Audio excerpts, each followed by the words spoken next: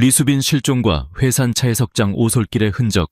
2011년 5월 10일 중국 구이저우성 퉁다오현 깊은 산골에 자리 잡은 회산초는 한낮의 더위에 눌려 조용했다. 농번기가 끝나 잠시 숨을 고르는 시기였고 사람들은 대부분 집안에서 더위를 피하거나 낮잠을 자고 있었다. 마당에 매달린 빨래들만이 미약한 바람에 흔들릴 뿐 골목길에는 사람 그림자 하나 보이지 않았다. 점심 설거리를 마친 뒤 부엌에서 채소를 다듬고 있던 이는 왕화였다. 허리 한번 펴보며 부엌 창 너머 논두렁을 바라보고 있는데 안방에서 문이 열리는 소리가 났다. 서울이 아닌 광저우에서 공장 노동자로 일하던 외동딸이 일주일 만에 집에 내려와 있는 것 자체가 이 가난한 집안에겐 큰 위안이자 자랑이었다. 엄마, 나 읍내 좀 다녀올게요. 22살 리수빈은 이미 외출 채비를 마친 상태였다. 광저우에서 사온 싸구려 화장품 몇 개로 대충 화장을 한 얼굴, 잔잔한 꽃무늬가 찍힌 셔츠에 청바지를 매치하고 손에는 작은 지갑과 휴대전화가 들려 있었다. 왕화는 손에 쥔 상추를 내려놓고 딸을 훑어보며 입을 굳게 다물었다. 이 더위에 어딜 또 나가려고? 읍내까지 버스 타려면 한참 걸어야 하는데. 조금만 다녀올게요. 화장품도 떨어졌고 옷도 좀 사고. 여기 있자니 너무 답답해서요. 말투는 가볍지만 눈빛에는 분명 도시 생활에 익숙해진 젊은이 특유의 조급함과 지루함이 묻어 있었다. 시골의 느린 시간과 반복되는 일상은 이제 더 이상 그녀에게 편안함이 아니라 갑갑한 우리처럼 느껴지고 있었다. 왕화는 결국 한숨을 내쉬며 말했다. 그럼 아버지 들어오면 오토바이로 태워다 주라고 하지. 왜 혼자 가겠다는 거야? 수빈은 고개를 저었다. 아빠 일 끝날 때까지 기다리면 너무 늦어요. 금방 갔다 올 건데 뭘요? 그녀의 다음 말이 왕화의 가슴을 철렁 내려앉게 했다. 국도 따라가면 너무 돌아가잖아요. 예전 차해석장 쪽 오솔길로 가면 더 빨라요. 금방 버스 정류장까지 갈 수 있어요. 왕화의 손이 굳어졌다. 회산 채석장은 이미 수년 전 문을 닫은 폐석장이었다. 절벽처럼 깎인 석회암 절벽, 잡초와 나무에 파묻힌 설비, 밤마다 부는 바람소리에 귀신 이야기까지 얹혀 아이들 사이에서는 웬만하면 가지 말라는 곳으로 통했다. 무엇보다 인적이 드물고 지형이 복잡해 사고가 나도 금세 발견하기 어려운 곳이었다. 그 길은 사람도 안 다니고 길도 험해 국도로 돌아가 뜨거워도 밟고 차도 오고 가지. 혼자 산속 오솔길 가는 것보다 100배 나아. 지금은 대낮이잖아요, 엄마. 그리고 예전에 나도 친구들이랑 몇 번 다녔어요. 금방이에요. 해 지기 전에 돌아올게요. 왕화는 끝까지 말리고 싶었지만 이미 문간에 선 딸의 뒷모습에서 단단한 고집이 읽혔다.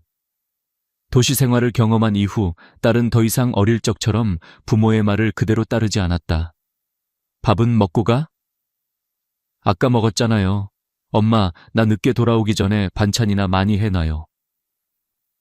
수빈은 가볍게 농을 던지듯 말하고 운동화를 꿰어 신고 현관문을 나섰다. 왕화는 무심코 조심해라 라고 중얼거리며 그녀 등을 보냈다.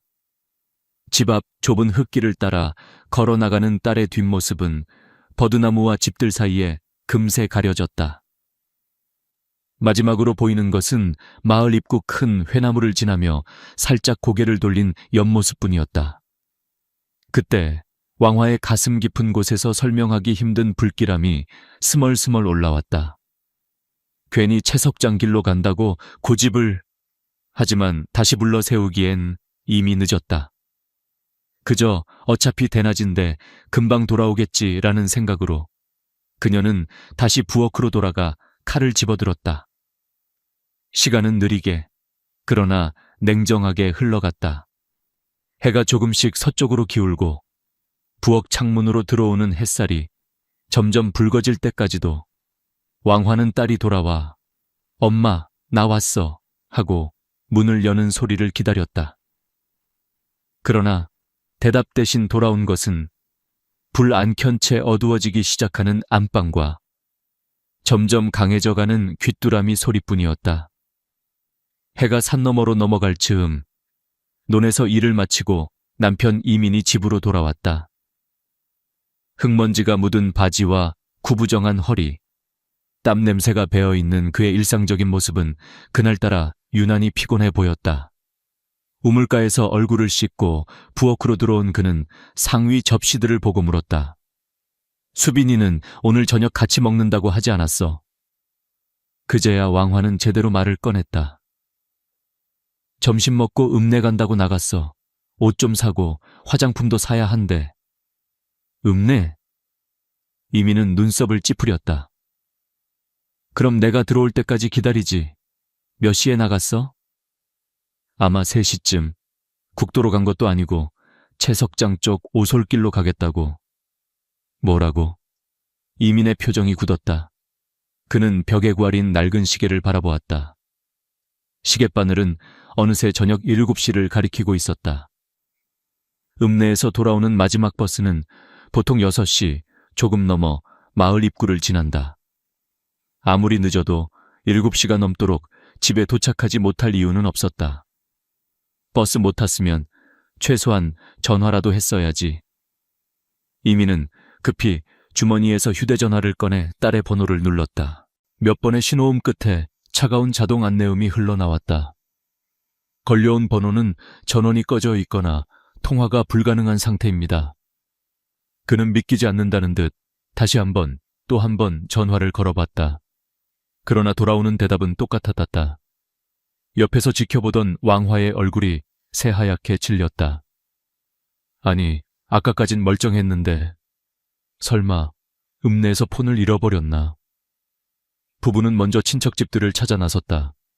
사촌 언니네, 삼촌네, 이모네를 돌아다니며 혹시 수빈이 못 봤냐고 물었지만 돌아오는 대답은 모두 고개를 젓는 것이었다. 오늘 낮에 집 앞 지나가는 건 봤는데 그 뒤로는 못 봤어. 8시가 넘자 마을의 공기는 불안으로 무거워졌다. 이민은 결국 마을 이장집 문을 두드렸다. 이장은 상황을 듣자마자 사태의 심각성을 직감했다. 젊은 여자가 읍내 갔다가 밤이 되도록 안 돌아왔다. 그리고 전화도 꺼져 있다. 그는 더 묻지 않고 곧바로 확성기를 들고 마을 회관 앞으로 나갔다. 회산촌 주민 여러분, 긴급히 부탁드립니다. 오늘 낮에 읍내로 나간 리수빈 양이 아직 돌아오지 않았습니다. 젊은 남자분들 중심으로 수색조를 꾸리겠습니다. 가진 손전등, 랜턴 가지고 문화당 마당으로 모여주십시오. 밤 9시가 되었을 때 마당에는 이미 30명 넘는 남자들이 모여 있었다. 손에는 손전등, 등유램프, 심지어 농사용 갈고리까지 들고 있었다. 불안과 긴장, 그리고 같은 동네 딸을 찾아야 한다는 묵직한 책임감이 섞인 눈빛들이었다. 이장은 빠르게 인원을 나눴다. 첫째 조는 국도 쪽으로, 버스 정류장에서 마을 입구까지, 도로 옆 도랑과 풀숲까지 다 뒤져봐. 둘째 조는 강가를 따라 내려가.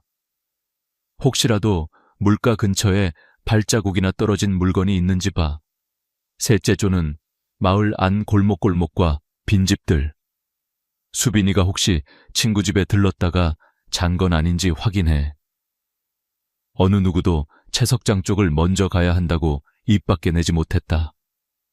어두운 산속 폐석장 주변을 밤에 뒤진다는 건 등불 몇 개 들고 무작정 들어가기엔 위험이 너무 컸다. 그래도 누군가 조심스레 말했다. 채석장 길도 언젠가는 봐야 하지 않겠습니까? 이장은 한동안 침묵하다가 고개를 저었다. 지금은 밤이라 너무 위험해. 먼저 사람 많이 다니는 길부터 찾고, 그래도 못 찾으면 내일 날 밝을 때 채석장 쪽으로 올라가자. 그 밤 회산촌의 산과 들에는 한 이름이 수십 번, 수백 번 울려 퍼졌다. 수빈아! 리수빈!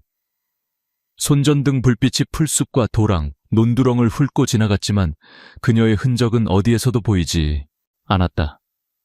새벽 2시가 넘자 수색조는 고단함과 좌절 속에 하나둘 돌아왔다. 발바닥은 물집이 잡혀 있었고 목소리는 이미 쉬어 있었지만 그 누구도 그냥 집에 가자는 말을 쉽게 꺼내지 못했다. 집 앞 돌계단에 주저앉은 왕화는 이미 눈물을 말려 울 힘조차 남아있지 않았다. 이민은 담배를 영업 후 피워 물며 어둠이 걷히기만을 기다렸다. 마침내 새벽 5시. 동쪽 하늘이 희미하게 밝아올 무렵 이민은 결심한 듯 자리에서 일어났다. 이대로 기다려서는 안 되겠어. 공안 파출소에 신고하러 가야겠다. 그는 밤새 한숨도 자지 못한 눈으로 몇 킬로미터 떨어진 회산양 공안 파출소까지 걸어갔다. 파출소 당직 경찰은 흐느끼며 자신의 딸이 사라졌다고 수하는 농부의 말을 조용히 들었다. 나이, 인상착에, 마지막으로 본 시간, 목적지, 가려고 했던 길, 모든 것을 빠짐없이 기록했다. 22살, 광저우에서 공장 다니다가 휴가로 내려온 지 일주일. 마지막으로 본 건 어제 오후 3시쯤 회산 채석장 오솔길 쪽으로. 단순한 가출이나 친구 집에서의 외박이라고 보기에는 너무 많은 점이 이상했다. 낯선 도시가 아닌 자기 고향 마을이고 딸의 성격을 누구보다 잘 아는 부모가 이건 평소와 다르다고 느끼고 있었다. 당직 경찰은 즉시 소장에게 보고했고 아침 8시가 되기 전에 이미 2명의 경찰이 회산촌으로 출발했다. 마을에 도착한 경찰은 먼저 집에서 왕화와 이민을 다시 만나 마지막 대화를 하나하나 되짚었다. 채석장 쪽 오솔길을 간다고 분명히 말했습니까? 네, 제가 그 길은 위험하다고 말렸는데 대낮이라 괜찮다고. 채석장 오솔길이라는 단어가 나오자 경찰들의 표정에도 긴장감이 돌기 시작했다. 사람들의 발길이 뜸한 좁은 산길, 폐석장, 깊게 패인 석회암 웅덩이들. 그 어느 것도 젊은 여자가 혼자 다니기 안전한 환경과는 거리가 멀었다. 파출소 소장은 즉시 마을 주민과 합동 수색을 지시했다. 그날 오전, 전날 밤과 비슷한 얼굴들이 다시 회산촌 문화당 마당에 모였다. 그러나 이번에는 수색의 중심이 분명했다. 채석장 오솔길부터 확인합시다. 공안 동지들이 같이 가주실 거예요. 채석장으로 이어지는 산길 입구에 들어섰을 때 모두의 발걸음은 어느새 조심스러워졌다. 좁은 흙길 양옆으로 자풀과 키 큰 잡목들이 울창하게 자라있어 햇빛조차 제대로 들지 않는 구간이 많았다. 길이 거의 사라지다시피 한 곳도 있었고 한 번도 밟히지 않은 듯한 풀들도 있었다. 선두에 선 경찰 중 한 명이 갑자기 손을 들어 올렸다. 잠깐, 여기부터는 아무도 더 들어가지 마세요. 발자국, 흔적 다 보존해야 합니다. 산길 한쪽 허리 높이의 풀숲 사이로 작은 파란색 물체가 흙 위에 반쯤 박혀 있었다. 경찰은 장갑을 낀 손으로 조심스럽게 그것을 집어들었다. 햇빛에 비친 그것은 값싼 플라스틱으로 만든 파란색 머리핀이었다. 이거 우리 딸 머리핀인데요. 뒤에 서 있던 이민이 거의 달려오다시피 앞으로 나왔다. 그는 경찰이 들고 있는 머리핀을 보자마자 무릎이 풀릴 듯 휘청거렸다. 어제 나갈 때 분명 머리에 꽂고 나갔어요. 이게 맞아요. 우리 집에서 산 거예요. 주변은 숨소리조차 들리지 않을 만큼 조용해졌다. 경찰은 머리핀을 증거봉투에 넣고 그 주변 땅을 자세히 관찰하기 시작했다. 산길의 흐름과 주변 지형, 사람의 동선이 어떻게 이어졌는지를 눈으로 그리듯 따라가며 수십 번도 더 시선을 오르내렸다. 머리핀이 발견된 지점에서 조금 떨어진 곳, 풀들이 부자연스럽게 한 방향으로 꺾여 있었고 흙은 여기저기 긁힌 채로 드러나 있었다. 누군가가 그 자리에 쓰러졌다가 끌려간 듯한 모습이었다. 산길의 자연스러운 발자국과 다른 짧고 뒤엉킨 발자국과 미끄러진 흔적이 섞여 있었다. 경찰은 낮게 중얼거렸다. 여기서 뭔가 있었습니다. 그냥 지나간 게 아니에요. 그 순간 이 사건은 더 이상 실종이 아니게 되었다. 누군가가 이곳에서 그녀를 붙잡았고 몸부림이 있었으며 그 뒤로 흔적을 지우려 했을 수도 있다는 추론이 머리핀과 꺾인 풀들, 뒤틀린 흙바닥 위에 또렷이 새겨지고 있었다.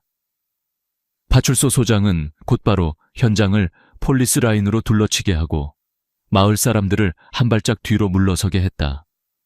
이제부터는 공안국 형사대가 맡아야 할 문제입니다. 그냥 산에서 길 잃은 정도가 아닐 수 있어요. 회산촌의 좁은 산길 위 파란 머리핀 하나와 휘어진 잡초, 뒤틀린 흙바닥은 젊은 여성의 실종이자 한편의 끔찍한 살인사건으로 이어질 수 있는 출발점이 되고 있었다. 그리고 그 첫 신호를 누구보다 뼈아프게 받아들인 사람은 바로 그 길을 대낮인데 괜찮다고 허락해버렸던 어머니 왕화와 아버지 이민, 그리고 이제 막 사건을 넘겨받게 될 퉁다오 현 형사팀의 리더 조사대장 조영창이었다. 석회 구덩이에서 드러난 시신 N1번 용의자 장외의 회산촌 오솔길에서 머리핀과 신랑이 흔적이 발견된 다음 날 전고 무렵 퉁다오 현 공안국 형사대 차량 2대가 마을로 들어왔다. 앞차에서 내린 중년 남자가 바로 현 형사대장 조영창이었다. 마른 체격에 표정은 딱딱했고 눈빛은 한 번 보면 잊기 어려울 정도로 날카로웠다. 그 뒤를 따라 젊은 형사 왕카이와 현 기술수사팀 그리고 법의관 철라가 차례로 내렸다. 조영창은 마을위원회 사무실에 설치된 임시지휘본부에서 간단히 상황 보고를 받은 뒤 가장 먼저 문제의 오솔길과 주변 지형을 눈에 익혔다. 머리핀이 발견된 자리, 꺾여 쓰러진 숲을, 뒤틀린 흙바닥을 한참 동안 말없이 내려다본 그는 말보다 행동이 빠른 사람답게 곧바로 다음 단계를 지시했다. 여기서 피해자가 제압됐을 가능성이 크다. 하지만 이 근처에서는 시신이 발견되지 않았지. 그럼 끌려갔다는 뜻이다. 어디로 끌려갔겠나? 답은 모두가 알고 있었다. 머리핀 발견 지점에서 조금만 더 들어가면 수년 전 문을 닫은 회산 석회석 채석장이 펼쳐진다. 한때 번성했던 채석장은 지금 완전히 다른 풍경이었다. 기계는 멈춰서 녹슬어 있고 작업장 건물은 지붕이 내려앉는 중이었다. 석회석을 파내던 커다란 절벽 아래로는 잡초와 작은 나무들이 뒤엉켜 자라고 있었다. 하지만 형사들의 시선을 끈 것은 이런 풍경이 아니라 채석장 깊숙이 자리한 2개의 큰 구덩이였다. 하나는 오래전에 굳어버린 흰 가루와 덩어리들이 쌓인 석회 가루 구덩이, 다른 하나는 아직 물기가 남아 탁한 우유빛 액체가 출렁이는 석회액, 석회수 구덩이였다. 가까이 다가가자 공기 속에 특유의 석회 냄새가 짙게 떠돌았다. 법의관 천라는 구덩이 가장자리에 다가가 몸을 굽혔다. 그는 석회와 화학물질을 다루어 온 경험이 풍부했다. 이건 생석회, 산화칼슘을 물에 풀어 만든 석회수, 수산화칼슘, 야. 보통 소독이나 폐수 중화에 쓰지. 오랫동안 방치됐는데도 아직 이 정도 농도가 남아있는 걸 보면 한때는 꽤 많이 사용됐던 장소라는 뜻이지. 그때 기술수사팀 중 한 명이 갑자기 얼굴을 찡그리며 코를 틀어막았다. 대장님, 이 냄새, 석회 냄새만은 아닌 것 같습니다. 조영창과 천라가 동시에 고개를 돌려 그를 바라보았다. 형사는 조심스럽게 구덩이 쪽으로 몇 걸음 더 다가가더니 속이 뒤집히는 듯 고개를 돌렸다. 뭔가 썩는 냄새가 섞여 있어요. 그냥 동물 사체 이상인데요. 천라는 한 걸음 더 앞으로 나가 석회액 표면을 유심히 살폈다. 흐릿한 우유빛 액체 위로 기포가 간헐적으로 올라오고 그때마다 미세하게 썩은 냄새가 더 진하게 퍼졌다. 조 대장, 이건 단순한 석회 구덩이가 아닐 수도 있겠습니다. 천라는 조용하지만 단호한 목소리로 말했다. 사람이든 동물이든 유기물이 강한 알칼리, 환경에서 분해되면 특유의 비릿하면서도 단내가 나는 악취가 나요. 이건 그냥 돼지나 닭 몇 마리 던져 넣은 정도의 냄새가 아닙니다. 조영창은 바로 결정을 내렸다. 좋아, 기술수사팀 즉시 차단선 치고 본국에 지원 요청해. 작은 굴삭기 한 대, 방호복, 석회액 처리 장비까지 전부. 이 구덩이 오늘 안에 바닥이 보이게 만들어. 장비가 도착하는 데에는 시간이 필요했다. 그 사이 조영창은 차해석장 주변을 샅샅이 훑으며 혹시라도 석회의 구덩이까지 시신을 옮긴 흔적이 있는지 확인했다. 휠바로나 손수레 또는 차량이 지나간 바퀴, 자국은 오래전에 비가 몇 번씩 내려 이미 거의 지워진 상태였다. 그러나 한 가지는 분명했다. 이 구덩이까지 직접 사람을 끌거나 뭔가에 실어와서 던졌을 가능성이 크다. 자발적으로 여기 빠질 사람은 없으니까. 오후가 되자 마침내 작은 굴삭기와 보호장비를 갖춘 지원팀이 도착했다. 석회에게 부식성을 잘 아는 철라는 모두에게 방독 마스크와 보호장갑을 착용하도록 지시했다. 굴삭기 기사도 전신 보호복을 입고 조심스럽게 구덩이 입구로 다가갔다. 처음엔 상층부만 조금씩 퍼 올려 혹시 잊지 말아야 할 것을 건드릴지도 모르니까. 굴삭기의 버킷이 석회액 속으로 천천히 잠겼다가 끈적한 우윳빛 액체와 굳어져가는 석회 덩어리를 한가득 떠 올렸다. 그것을 미리 준비해둔 비닐 방수포 위에 쏟아붓자 석회 냄새와 함께 훨씬 더 역한 악취가 주변을 덮쳤다. 몇몇 형사는 고개를 돌리며 헛구역질을 했다. 첫 번째, 두 번째, 세 번째 버킷까지는 석회 덩어리와 진흙, 부식된 식물 조각들 뿐이었다. 모두가 긴장된 눈빛으로 네 번째, 다섯 번째 버킷을 지켜보았다. 그러다 여섯 번째 버킷에서 굴삭기 기사가 외쳤다. 뭔가 딱딱한 게 버킷에 걸립니다. 천라가 곧장 방수포 앞으로 달려가 흰 석회 덩어리 사이를 조심스럽게 헤집었다. 그가 집어든 것은 처음에는 그저 거친 회색 덩어리처럼 보였다. 그러나 그 표면 일부가 부서지자 안쪽에서 기묘한 색의 덩어리가 드러났다. 마치 누군가의 지방 조직이 비누 떤거리처럼 변해 굳어버린 것 같은. 사포니피케이션, 지방 비누화, 예, 전형적인 모습이었다. 석회와 강알칼리가 장기간 작용하면 지방은 이런 식으로 형태를 바꿔버린다. 사람이다. 천라는 목소리를 낮춰 말했다. 동물 사체라면 이렇게 일정한 형태의 지방 덩어리가 나오기 어렵습니다. 이 각도와 두께는 인간의 신체 일부일 가능성이 아주 높아요. 주변 공기가 더 무거워졌다. 굴삭기는 계속해서 석회액을 퍼 올렸고 기술 수사팀은 그때마다 방수포 위에 쌓인 덩어리를 갈래갈래 나누어 살폈다. 얼마 지나지 않아 작은 뼈 조각들이 하나둘 모습을 드러내기 시작했다. 충격의 연속이었다. 석회에 오래 잠겨있던 탓에 대부분은 가장자리가 달아나가고 색도 하얗게 발해 있었지만 천라는 손에 집어든 뼈 조각들을 돌아가며 유심히 관찰했다. 늑골, 이건 손가락 마디로 보이고 여기 골반 조각도 있군요. 그들은 완전한 시신을 찾을 수 없었다. 대신 무수한 조각과 덩어리가 소름 끼치는 퍼즐처럼 방수포 위에 흩어졌다.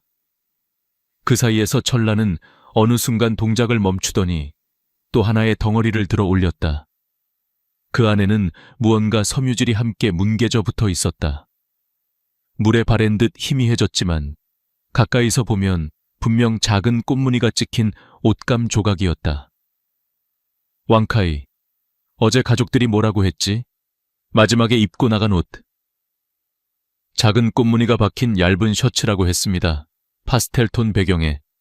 네, 딱 이 느낌이었습니다. 천라는 그 조각을 증거 봉투에 넣으며 조영창을 쳐다봤다. 이제 거의 확실합니다. 이 구덩이 안에 있는 건 리수빈으로 보입니다. 시신의 일부와 옷 조각이 발견됐다는 소식은 순식간에 회산촌 전체를 뒤흔들었다. 이제 마을 사람들 마음속에는 혹시 살아있을지도 모른다는 희미한 기대조차 남지 않았다.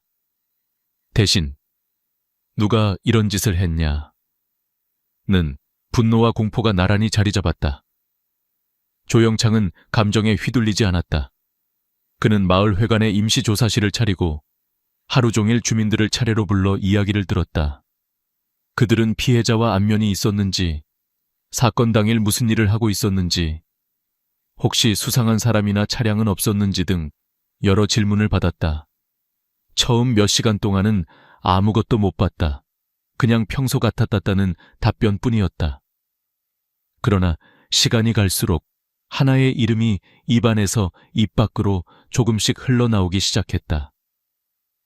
장웨이, 장웨이. 30살 남자, 전과가 있는 동네 불량배, 일은 거의 하지 않고 술과 도박에 빠져 살며 특히 젊은 여자들을 훑어보거나 희롱하는 버릇으로 악명이 높았다. 그놈은 예전부터 문제였어요.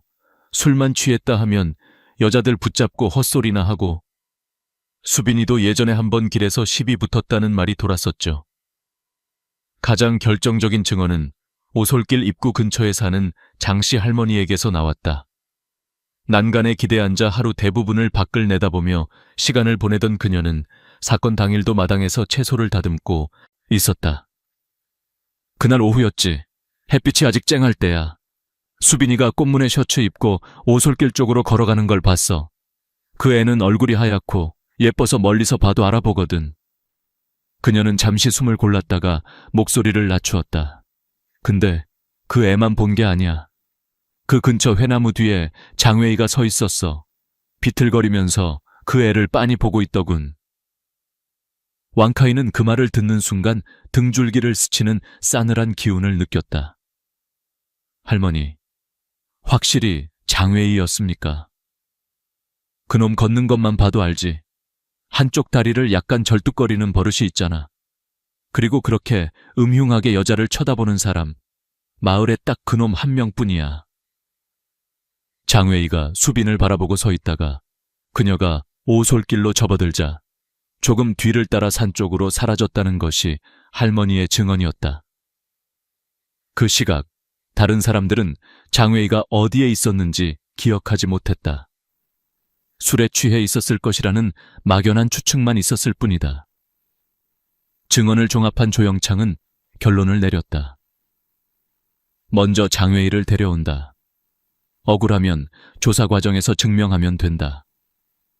오후 늦게 형사 2명이 마을 끝 허름한 집에서 장웨이를 끌어냈다.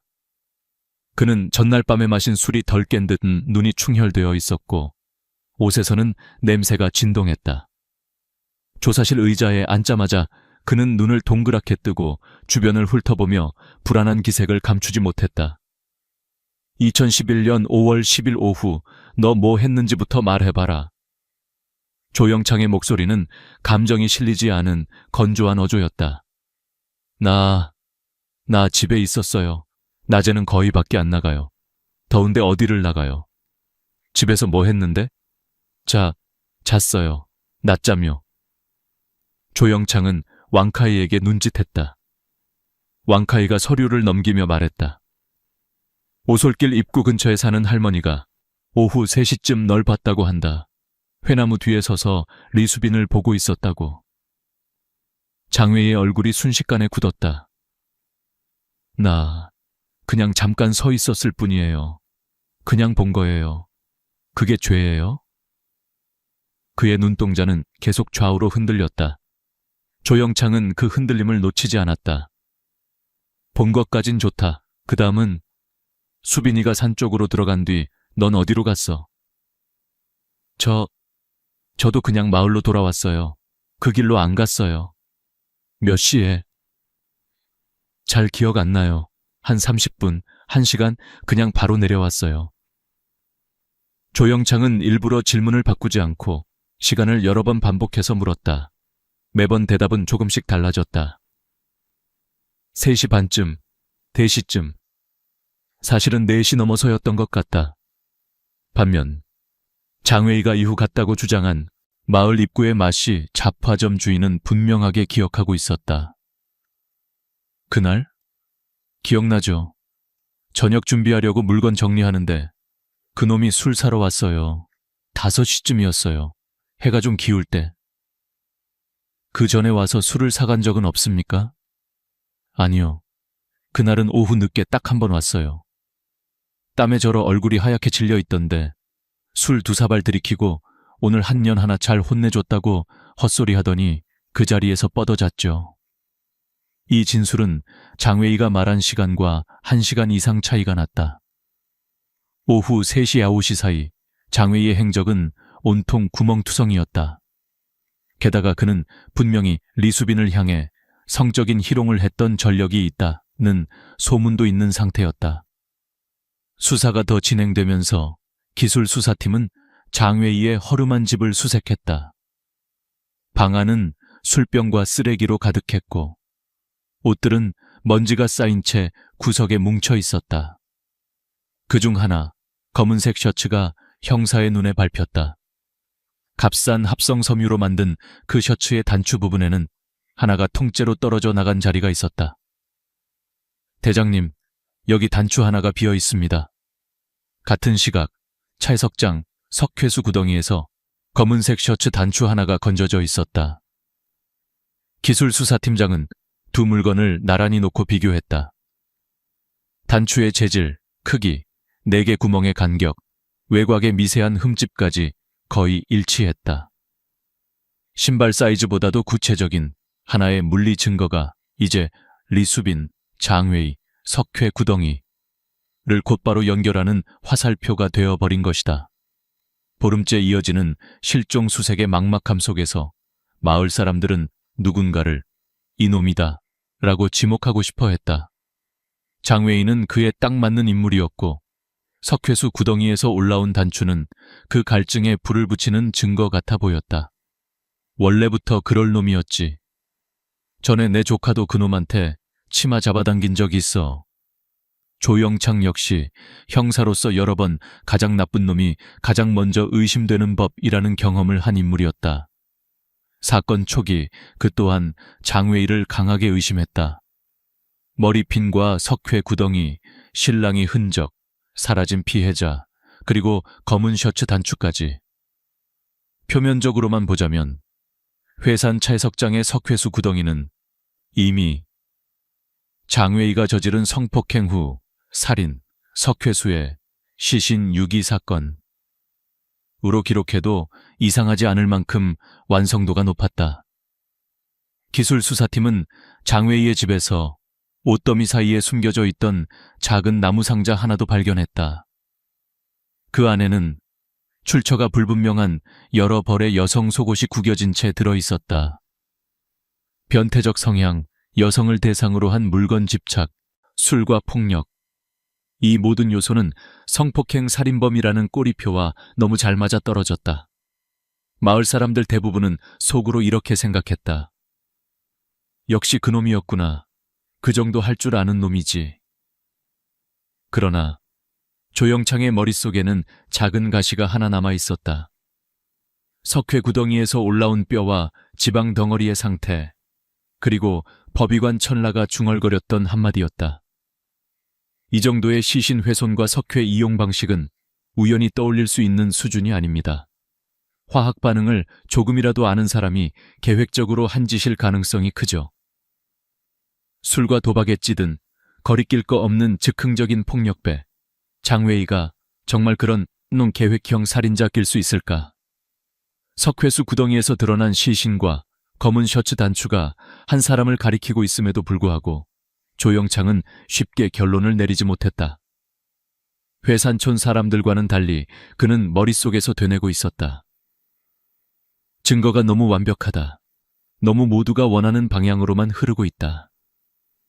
그때는 아직 그가 마주하고 있는 상대가 단순한 변태 불량배가 아니라 다른 누군가를 위해 함정을 만들어둘 정도로 치밀한 진짜 범인이라는 사실을 아무도 모르는 시점이었다.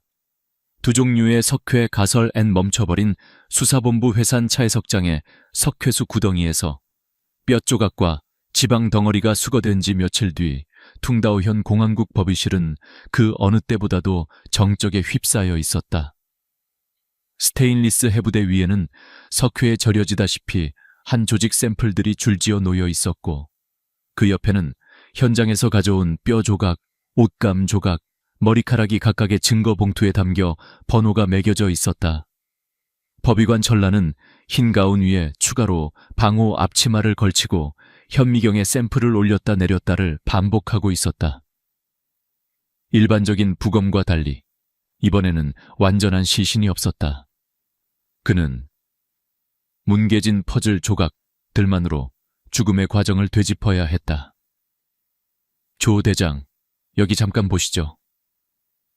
조영창이 부검실로 들어섰을 때 천라는 이미 여러 장의 사진과 현미경 관찰 결과를 정리해두고 있었다.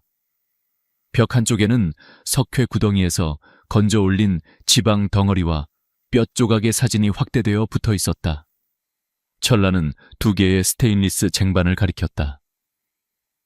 이게 상반신 부위에서 채취한 지방 조직 샘플이고, 이쪽이 하반신, 특히 허벅지와 다리 쪽에서 채취한 샘플입니다. 겉으로 보기엔 둘 다 탁한 회색 비누 덩거리처럼 보였다. 그러나 천라는 사진 자료를 보여주며 차이를 설명했다. 상반신에서 나온 지방은 단순히 알칼리에 의해 비누화된 상태를 넘어서 열에 의해 한 번 익었다는 흔적이 분명합니다. 세포 구조가 고열에 노출된 뒤 급격히 굳어질 때 나타나는 형태입니다. 마치 삶은 고기를 다시 알칼리에 담가 놓은 것과 비슷하죠. 조영창은 사진을 유심히 바라보았다. 확대된 섬유 구조는 일부가 수축하고 뭉쳐있는 것이 육안으로도 분명해 보였다. 반면 하반신 쪽 지방은 그런 흔적이 거의 없습니다. 그냥 수산화 칼슘, 그러니까 석회수에 오랫동안 담가 놓았을 때 나타나는 전형적인 비누화 양상뿐이죠. 심한 알칼리 부식은 있지만 고열에 의한 변성은 보이지 않습니다. 천라는 잠시 말을 멈추고 조영창의 눈을 똑바로 바라봤다. 결론적으로 같은 시신의 다른 부위인데 처리 과정이 2단계로 갈라져 있다는 뜻입니다. 어떤 부분은 고열과 강알칼리, 어떤 부분은 강알칼리만. 조영창은 손가락으로 사진 가장자리를 천천히 짚었다. 고열이라 단순히 석회수 구덩이에 던져 넣는 것만으로는 그런 온도가 나오지 않겠지? 그렇습니다. 천라는 고개를 끄덕였다. 석회수, 그러니까 수산화 칼슘 수용액은 살균과 부패 억제에는 효과적이지만 자체적으로 그렇게 높은 열을 발생시키진 않습니다. 대신 생석회, 산화칼슘 그거는 다르죠. 물이나 체액과 접촉하면 격렬한 발열 반응을 일으켜 순간적으로 100대구온대구를 훌쩍 넘는 온도가 발생합니다. 피부와 지방 조직을 익히고 태우는 수준의 열입니다. 그 말은 곧 누군가 의도적으로 먼저 생석회를 뿌리고 그 뒤에 석회수 구덩이에 던졌다. 는 뜻이었다. 천라는 지금까지의 소견을 차분히 정리했다. 현재까지 분석 결과를 종합하면 사망 시점은 실종 당일 오후 대략 3시에서 5시 사이로 추정됩니다. 두개골 일부에서 둥이에 의한 골절이 발견됐고 목뼈 일부에도 압박성 손상이 있습니다. 즉, 머리를 강하게 가격당한 뒤 목을 졸리거나 강하게 압박당했을 가능성이 있습니다. 직접적인 사인은 뇌 손상과 기도 압박에 의한 질식사로 추정됩니다. 조영창은 고개를 끄덕였다. 성폭행 여부는? 이 질문에 천라의 표정이 일순 어두워졌다. 거의 불가능합니다. 관련 조직이 먼저 생석회에 의해 심각하게 훼손된 뒤 다시 석회수에서 비누화가 진행됐습니다. 전객, 외부 DNA, 손톱, MT 조직, 어떤 것도 보존되기 어려운 환경입니다.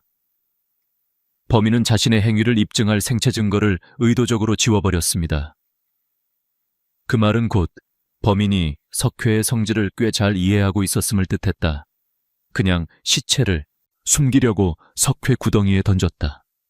수준이 아니라 어떤 순서로 어떤 효과를 노리고 사용해야 하는지까지 계산한 것이다. 제 가설은 이렇습니다. 철라는 마케오를 들고 화이트보드에 간단한 도표를 그렸다.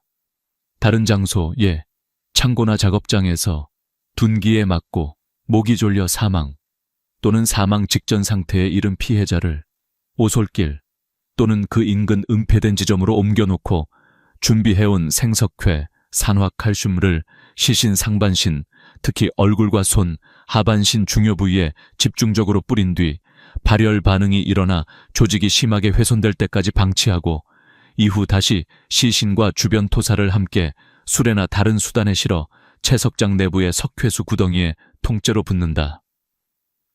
이렇게 2단계를 거치면 철라는 말을 이었다.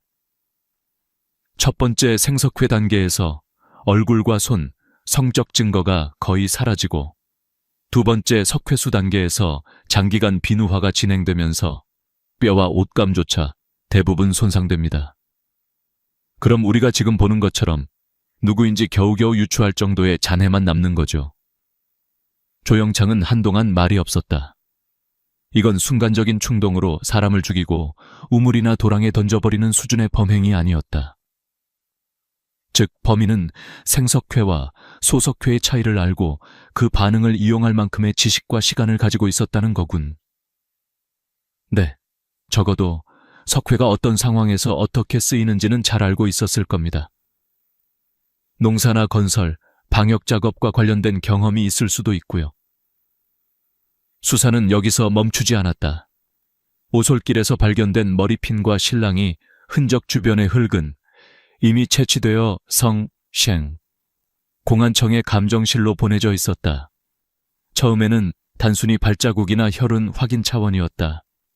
그러나 철라의 생석회 먼저, 석회수 나중이라는 가설이 나온 뒤 그 흙 샘플의 의미는 완전히 달라졌다.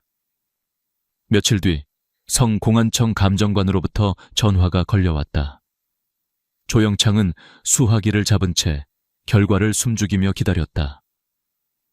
조 대장, 오솔길에서 채취한 토양 샘플 분석 결과가 나왔습니다. 대조 샘플들은 그냥 일반적인 산림 토양이었어요. 그런데 머리핀과 실랑이 흔적이 있던 정확한 지점의 흙에서는 미량이지만 분명한 산화칼슘 생석회, 성분이 검출됐습니다. 생석회라고 확신할 수 있습니까? 네. 이미 공기와 수분에 노출되어 부분적으로 수산화 칼슘으로 바뀌긴 했지만 입자 구조와 성분 비율을 보면 확실히 산화 칼슘을 뿌린 흔적입니다. 빗물에 일부 씻겨 내려갔음에도 불구하고 아직도 토양 입자 사이에 남아 있었습니다. 전화를 끊은 뒤 조영창은 잠시 책상에 앉아 눈을 감았다. 퍼즐 조각들이 머릿속에서 천천히 맞춰져 갔다. 피해자는 오솔길 근처에서 처음 공격당했다. 그 자리에는 실랑이 흔적과 머리핀이 남아 있었다. 그리고 바로 그 지점의 흙에서 생석회가 나왔다. 이는 철라의 가설을 강하게 뒷받침하는 증거였다. 범인은 생석회를 들고 그곳으로 갔고 그 자리에서 시신 상반신에 생석회를 뿌렸다는 것이었다.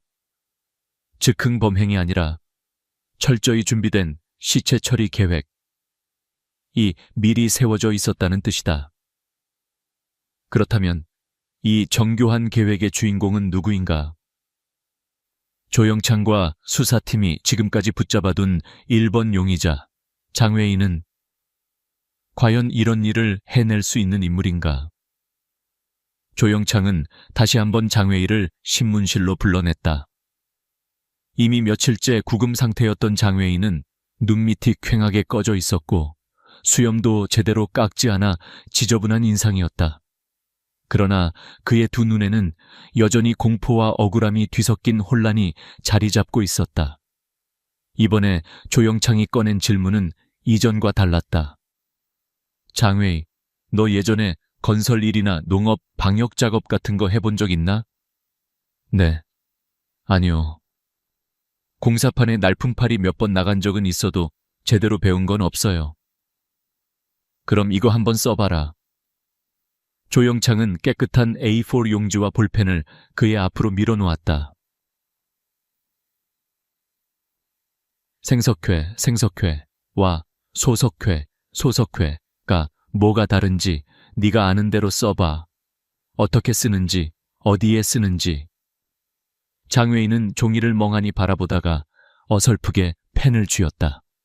잠시 후 삐뚤빼뚤한 글씨로 단 한 줄을 적었다. 석회는 벽에 바르는 하얀 가루, 집을 하얗게 칠할 때 쓰는 것. 그는 고개를 들고 머뭇거리며 물었다. 생석회, 소석회, 그런 게 다 다른 거예요? 전 그런 거 몰라요. 그냥 어릴 때 집 칠할 때 본 거 말고는. 채석장 석회 구덩이 2개, 하나는 가루고 하나는 물 섞인 거다. 그게 어떤 차이인지 아냐? 몰라요. 저 거기 잘 가지도 않았어요. 거기 가면 아저씨한테 혼나서. 그의 대답은 어리숙하고 단순했다. 영이라고 하기엔 지식의 빈틈이 너무 크게 보였다. 신문실에서 나와 복도로 걸어 나오던 왕카이가 입을 열었다. 대장님, 저 인간이 사람을 죽이고 석회수에 던져버릴 정도의 악랄함은 충분히 있을 수 있습니다. 하지만 이렇게까지 체계적으로 2종류 석회를 단계적으로 사용해서 증거를 지운다는 발상을 했을까요? 조영창은 담담히 답했다. 바로 그 점이 문제다. 석회 구덩이, 생석회의 발열, 반응, 석회수의 비누화. 이건 최소한 관련 일을 오래 지켜본 사람 아니면 떠올리기 어려운 방식이다. 그런데 장외인은 그걸 처음 듣는 개념처럼 반응하고 있어. 너무 완벽한 증거, 그리고 멈춰버린 수사본부 회의실 화이트보드에는 커다란 원안에 장외이라는 이름이 적혀 있었고 그 주변을 화살표들이 둘러싸고 있었다. 오솔길 입구에서 피해자를 노려본 목격자, 진술 오후 3시 아포시까지의 알리바이 공백 잡화점 주인의 오늘 한 년 하나 혼내줬다는 자랑 섞인 술주정 검은 셔츠에서 떨어져 나온 것과 동일한 단추가 석회수 구덩이에서 발견된 점, 집안에서 발견된 여성 속옷 트로피 상자, 이 모든 것이 한 사람을 강하게 가리키고 있었다. 그러나 반대편 화이트보드에는 또 다른 문장들이 적혀갔다. 석회에 대한 지식 전무, 생석회, 소석회, 구분 불가 계획성이 아닌 충동형, 즉흥적인 폭력범 성향 법의학적으로 입증된 2단계 은폐 계획. 과의 괴리 조영창은 2개의 화이트보드를 번갈아 보며 목 안쪽이 서늘해지는 기분을 느꼈다. 증거가 너무 완벽하다. 검은 단추와 검은 셔츠, 불량배의 전과, 음침한 소문, 성적 기괴성, 술주정, 그리고 오솔길 입구에서 피해자를 노려본 장면까지. 마을 사람들의 입장에서는 그보다 더 그럴듯한 범인이 있을 수 없었다. 모두가 속으로 이미 판결을 내려놓은 듯했다. 역시 그놈이었어.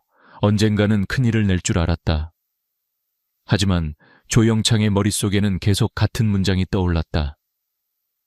이건 누군가가 우리가 보고 싶어 하는 그림을 일부러 만들어 놓은 게 아닐까. 천라의 보고서가 올라온 뒤부터 수사팀의 분위기는 눈에 띄게 무거워졌다.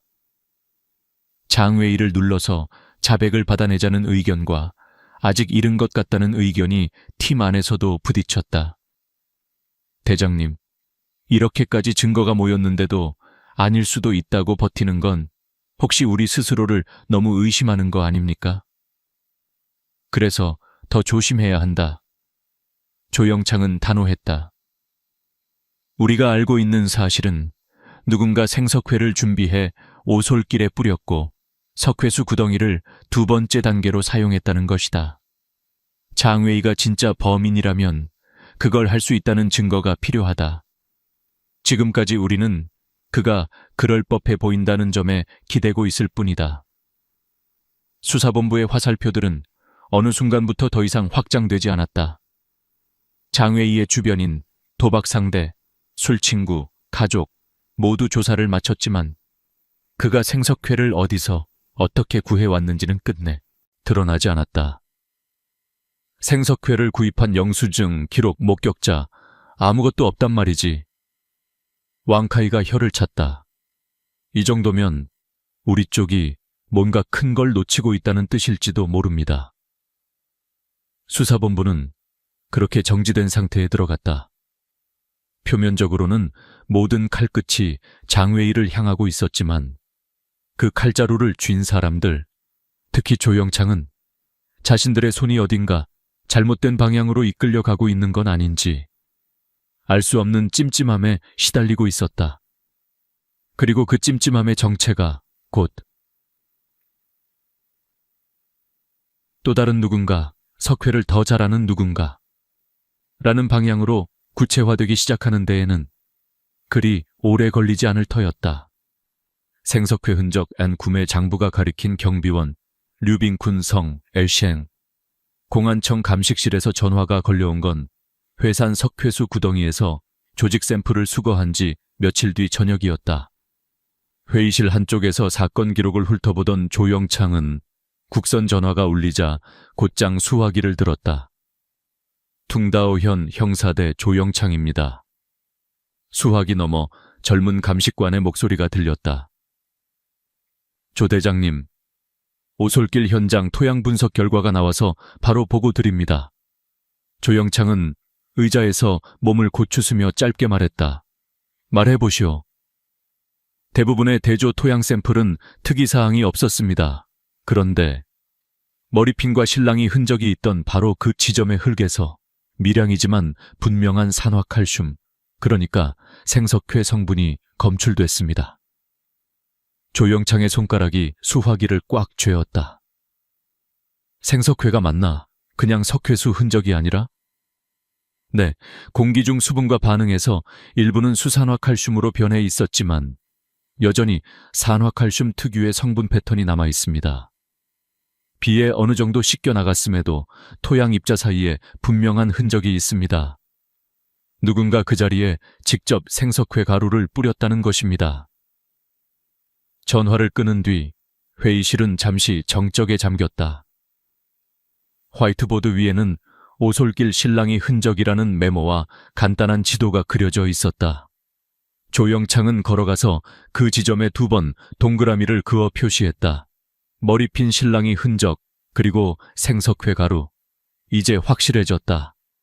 범인은 단순히 시신을 석회수 구덩이에 던져 넣기만 한 것이 아니라 첫 단계로 생석회를 사용해 현장과 시신을 처리했다. 잠시 뒤 법의관 철라가 수사본부로 올라왔다. 그의 얼굴에는 피곤함과 동시에 묘한 확신이 묻어 있었다. 조 대장, 방금 성감식실과 통화하셨다죠? 그래, 오솔길 그 지점 흙에서 생석회가 나왔답니다. 철라는 고개를 끄덕이며 말했다. 그럼 제 가설이 사실일 가능성이 커졌습니다. 범인은 채석장에 있던 오래된 석회를 쓴 게 아니라 새 생석회를 따로 준비해서 들고 나왔다는 뜻입니다. 차해석장에도 석회가 산처럼 쌓여 있었는데 굳이 밖에서 생석회를 사 올 이유가 있겠나? 철라는 침착하게 설명을 이어갔다. 역 파라독스 같지만 그럴 수밖에 없습니다. 차해석장이 문 닫은 지 오래라 안에 있던 생석회는 공기 중 습기를 다 빨아들여 이미 대부분 소석회나 탄산칼슘으로 변했을 겁니다. 그러면 고열을 내는 반응이 일어나지 않습니다. 얼굴, 손, 성적 증거를 한 번에 태우듯이 없애려면 반응성이 살아있는 신선한 생석회가 필요했을 겁니다. 조영창은 팔짱을 낀 채 화이트보드를 바라보았다. 오솔길에서 석회수 구덩이까지 이어지는 붉은 선 위에 새로운 단어가 적혔다. 새로 구입한 생석회. 결국 범인은 최근에 생석회를 산 사람이라는 말이군. 철라는 짧게 대답했다. 그렇다고 볼 수 있습니다. 적어도 그런 걸 떠올릴 만큼 이 물질의 특성을 아는 사람입니다. 다음 날 아침, 조영창은 부하 형사들을 모아놓고 새로운 지시를 내렸다. 수사 방향을 바꾼다. 회산촌과 인근 퉁다오, 진, 첸 일대에서 최근 한 달 안에 생석회를 구입한 사람 전부를 찾아내야 한다. 농자재점, 건자재 상점, 시멘트 가게 다 뒤져라. 그중 가장 발빠른 왕카이가 이 임무를 맡았다. 진시장 입구에서 시작해 그는 건자재 상점들을 하나씩 들렀다. 사장님, 최근 한 달 사이에 산화칼슘, 그러니까 생석회 원료를 누가 사간 적 있습니까? 첫 번째 가게 주인은 손을 저었다. 요즘 누가 그걸 써? 다 공장제 석회수나 시멘트만 쓰지. 두 번째, 세 번째 가게도 마찬가지였다. 석회라 해봐야 이미 물과 섞여 나온 페인트용 소석회나 벽바름용 혼합제뿐이었다. 네 번째 농자재 상점에서는 주인이 잠시 고민하다가 말했다. 우리는 논밭용 석회 비료는 팔지만 말씀하신 그런 고순도 생석회는 안 드려요. 위험해서요. 농민들이 잘못 쓰면 화상 입습니다. 점심 무렵이 지나갈 때쯤 왕카이의 입에는 땀이 맺혔다. 그는 생수병을 한 모금 들이키며 마지막으로 두 곳만 더 들러보기로 했다. 다섯 번째 농기자재점의 대답도 비슷했다. 그런 건 축산단지나 큰 농장에 가야 쓰죠. 우리 동네에선 요즘 거의 안 씁니다. 이제 남은 곳은 골목 안쪽에 숨어있는 오래된 건자재점 하나뿐. 낡은 간판에는 희미하게 황씨 자재상이라는 글자가 보였다. 왕카이는 힘없이 문을 밀고 들어갔다. 카운터, 뒤에서 장부를 넘기고 있던 중년 남자가 얼굴을 들었다. 뭐 찾으세요? 죄송합니다. 황 사장님 맞으신가요? 퉁다오현 공항국 형사 왕카이라고 합니다. 왕카이는 경찰증을 보이며 말을 이었다. 최근 한 달 사이에 산화칼슘, 생석회를 구입한 손님이 있는지 확인이 필요합니다. 회산촌 사건과 관련된 중요한 수사라 협조를 부탁드립니다. 회산촌이라는 말이 나오자 황 사장은 표정이 조금 굳어졌다. 사건에 대한 소문이 이미 진 전체로 퍼진 상태였다. 생석회라. 그는 손가락으로 턱을 쓰다듬더니 뒤편 서가에서 낡은 수기 장부를 꺼내왔다. 기계식 전산이 아니라 여전히 손으로 날짜와 품목, 수량, 이름을 적어두는 방식이었다. 황 사장은 습관처럼 연필을 귀에 꽂고 장부를 한 장씩 넘겼다. 요즘은 거의 안 나가는데, 아, 여기 하나 있네. 페이지 한가운데 비교적 최근 날짜 칸에 붉은 볼펜으로 줄이 그어져 있었다. 2011년 5월 4일 생석회 산화칼슘 98% 산포대. 회산촌 류 왕카이의 심장이 쿵 내려앉았다. 5월 4일이면 사건 엿새 전이네요. 맞아요. 양이 좀 많아서 저도 기억합니다. 보통 개인이 그렇게 사가는 일은 거의 없거든요. 누가 사갔습니까? 얼굴 기억나십니까? 황 사장은 눈을 가늘게 뜨며 떠올리려 애썼다. 50 중반쯤 돼 보이는 남자였어요. 자기소개를 길게 하진 않았는데 말투가 촌사람 같았고 분명히 회산촌에서 왔다고 했습니다. 제가 이거 위험합니다라고 말하자 그가 이렇게 말했죠. 요즘 우리 마을에 가축병이 돌아서 우리 촌장이 석회를 많이 뿌리라고 해서요. 축사 소독하려면 이게 제일 좋다길래. 황 사장은 장부에 적힌 이름을 손가락으로 짚었다. 반쯤 지워진 마지막 글자 사이로 희미한 글씨가 드러났다. 류. 빈곤, 빈쿤. 왕카이는 그 이름을 본 순간 등줄기를 타고 전기가 뛰는 것 같은 감각을 느꼈다. 류빈쿤. 회산 채석장의 노경비원, 늘 무표정하게 문을 지키던 그 남자였다. 왕카이는 서둘러 황 사장의 가게를 빠져나왔다. 손에 쥔 메모지에는 날짜와 품목, 수량, 그리고 이름이 적혀 있었다. 길을 건너며 그는 곧바로 조영창에게 전화를 걸었다. 대장님, 찾았습니다. 생석회를 산 사람. 누군가? 회산촌 차해석장 경비원 류빈쿤입니다. 5월 4일 황씨 자재상에서 순도 98% 생석회 3포대를 구입했습니다. 용돈은 회산촌 축사 소독이라 했답니다. 잠시 침묵이 흘렀다. 수화기 너머에서 공기가 무겁게 가라앉는 것이 느껴질 정도였다. 조영창은 낮게 되물었다. 축사 소독? 회산촌에 최근 한 달 사이에 그런 대규모 소독이 있었다는 얘기를 들어본 적이 없는데. 저도 그렇습니다. 더 확인해 보겠습니다. 전화를 끊자마자 왕카이는 곧장 회산촌으로 향했다. 마을 입구에서부터 그는 이장과 노인들을 차례로 붙잡고 물었다. 최근에 가축 전염병이 돌았습니까? 축사 소독한다고 집집마다 생석회를 나눠준 적이 있습니까? 답은 하나같이 같았다. 아니요. 그런 일 없었는데요. 우리 소는 멀쩡합니다. 전염병이었으면 난리가 났겠죠. 석회 나눠줬다고요? 누가요? 전 못 들었습니다. 마지막으로 마을 이장을 찾아가자 이장은 고개를 절레절레 저었다. 작년에 돼지열병 때문에 방역 나온 적은 있었지만 그때는 방역소에서 직접 약품을 가져와 뿌렸어요. 올해는 아무 일도 없었고 마을 공용으로 생석회를 산 적도 없습니다. 왕카이는 수첩에 굵은 글씨로 적었다. 마을 차원의 반격 사실 없음. 류빈쿤이 말한 축사 소독은 거짓일 가능성 매우 큼. 그날 오후 회산 차해석장은 다시 순찰차 2대로 뒤덮였다. 먼지가 일어나는 비포장 길끝 익숙한 경비실이 나타났다. 류빈쿤은 여느 때처럼 좁은 경비실 안에서 포트를 올려두고 차를 마시고 있었다. 멀리서 경찰차가 보이자 얼굴에 잠시 놀란 기색이 스쳤지만 금세 평소의 무표정으로 돌아갔다. 조 대장님, 또 오셨군요. 조영창은 경비실 문간에 서서 그를 내려다봤다.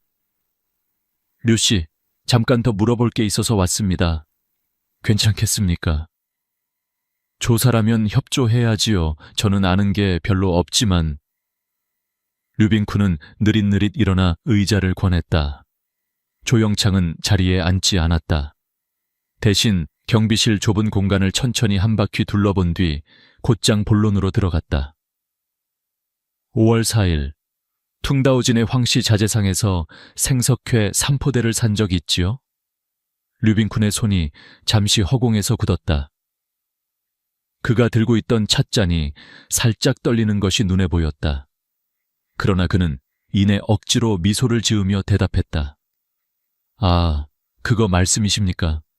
네, 샀지요. 회산촌 축사 소독 때문에요. 요즘 가축병이 돈다고 해서. 조영창은 그를 똑바로 바라보았다. 우리가 회산촌을 다 뒤져봤습니다.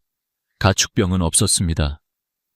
마을 공용 방역 작업도 없었고 이장도 그런 지시를 내린 적 없다고 했습니다. 생석회를 나눠 받았다는 집도 한 군데도 없었고요. 류빈쿤의 얼굴에서 혈색이 조금씩 사라졌다. 그는 억지로 웃음을 지으며 변명했다. 그럼 아마 제가 잘못 알았나 보죠. 혹시 대비 차원에서 산 거일 수도 있고. 그렇다면 그 3포대의 생석회는 지금 어디 있습니까? 조영창의 목소리는 낮았지만 한 단어 한 단어가 무겁게 박혔다. 류빈쿤은 눈을 깜빡이며 시선을 피했다. 글쎄요.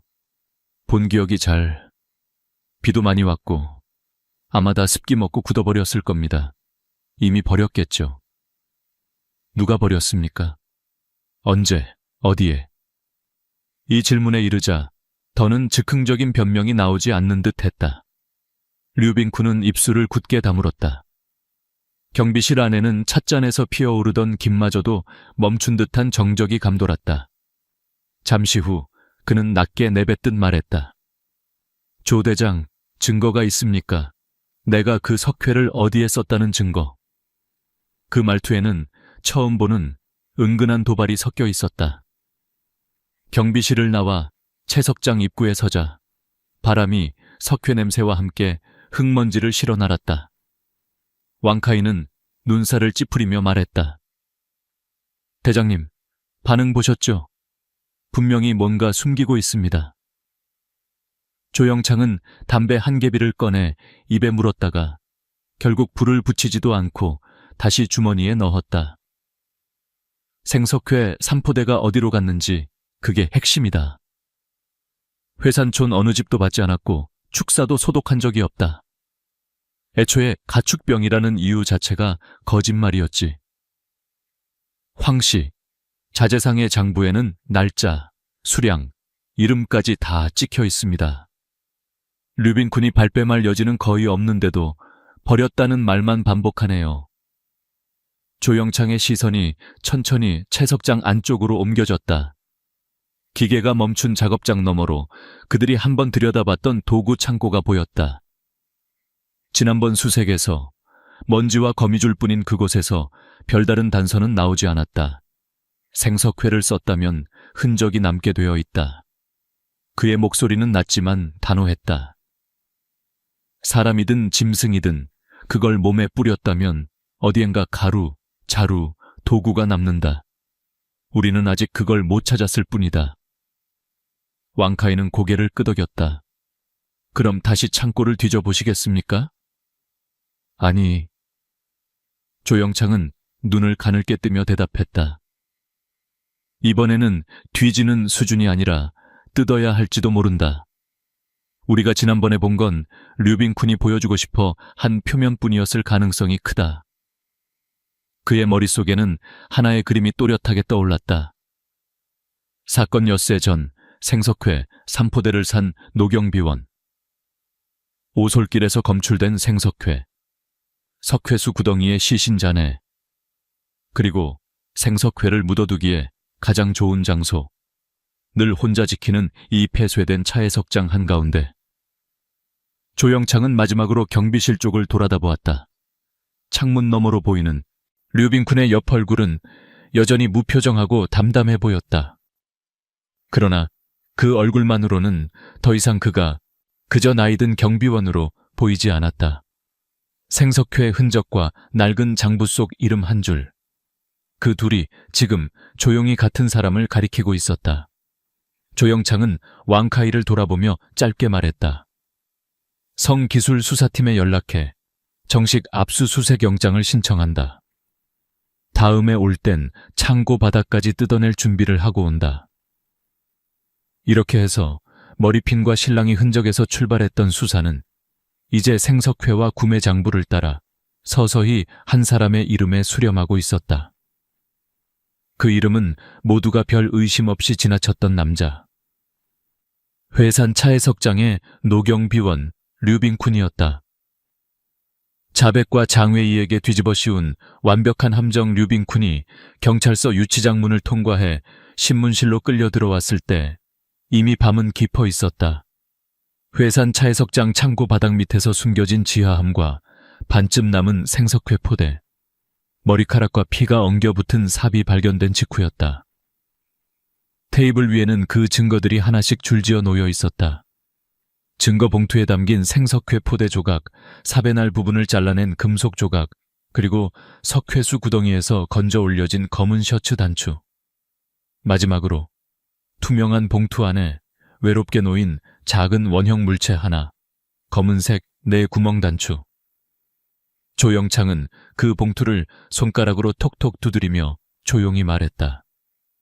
류 선생, 이게 뭔지 알겠습니까? 류빈쿤은 마주 앉은 의자에서 두 손을 포개고 앉아 있었다.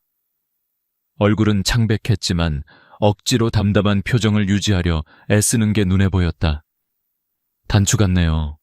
제가 볼 필요가 있습니까? 조영창은 봉투를 들어 올려 조명을 비추었다.